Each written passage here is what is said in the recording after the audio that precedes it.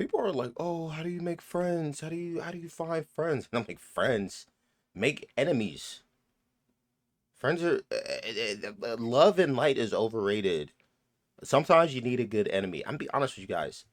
The only reason I eat vegetables is so that I could outlive all of my enemies. So I could outlive every single person I didn't like in high school.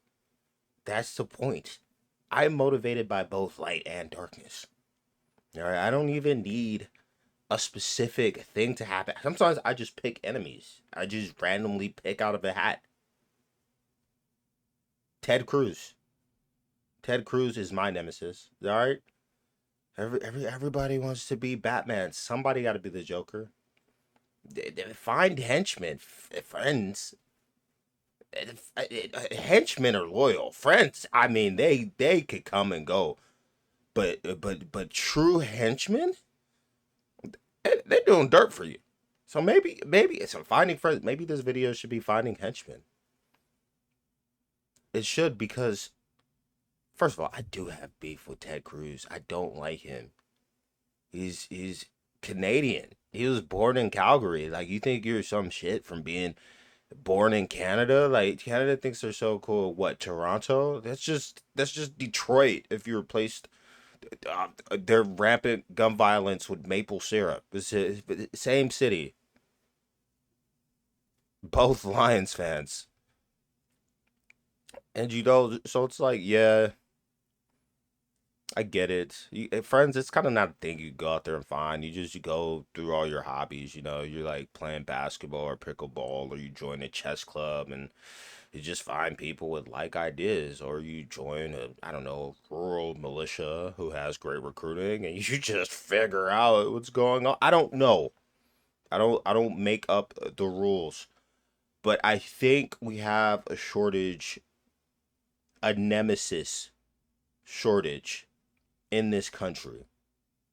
Just find a reason, and I'm not promoting like physical violence. Like enemies, you're not gonna go out there and commit like violence, but just like the dude that cut you off last Wednesday, just keep that in mind next time you don't think you could bench 225, and let that fuel you. Actually, all of my weightlifting sessions have been in spite of people I have secretly disliked since middle school.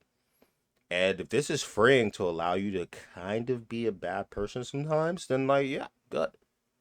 Cause like, well, what do? We go to work and sit in the office for 8 hours a day and just pretend to be great people. Not me. I seed, I brood like this and just think. If you look at my resume, I have at least like four former bosses that I legit. I've had some great bosses, some bosses I consider friends, some great coworkers, but I have deep seated nemesis from a corporate environment. Like you think you're the freaking supervisor? Like why are you tracking my breaks? You're not in management. Even if you were, why would you do that? I get more work done than you. You don't know how to open up a PDF, Pam. It's like that meme. If Pam has 10 haters in the world, I am one of them. If Pam has one hater in the world, it is me.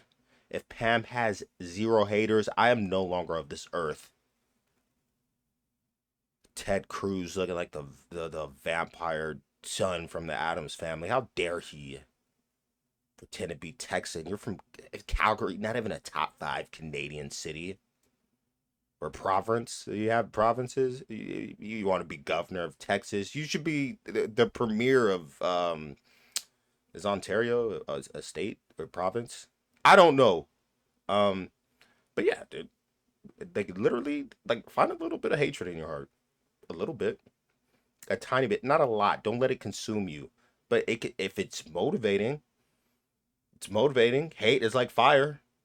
The fire, is it bad when it heats your house? No, it's bad if it's too much, it burns your house down. But if it's just simply for heat, like a bonfire, then it can be pretty good. So I think everything in moderation. So if you have a seating amount of unaddressed hatred deep within your soul, release it in a healthy way by simply eating salads and outliving all your enemies until you can proverbially or literally piss on their graves. This video took a turn, but follow me on the socials and hate and peace.